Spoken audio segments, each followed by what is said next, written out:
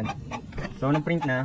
Tingin ko problema nito yung, ayan, walang ano, kasi hindi na nakaakyat yung ink. Pero yung, so, kaya walang na-print, no? Walang nakaakyat na ink. Pwedeng higupin, pwedeng mag-power flashing.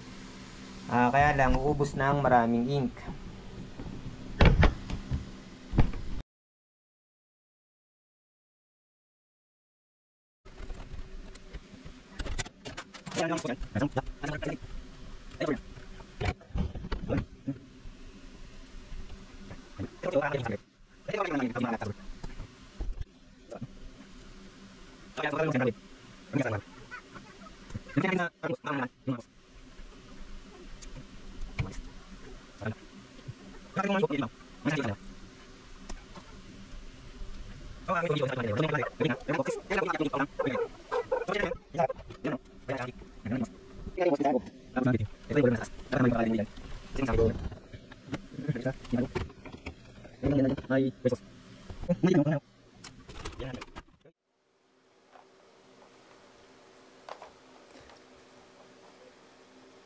So, click natin yung print check pattern.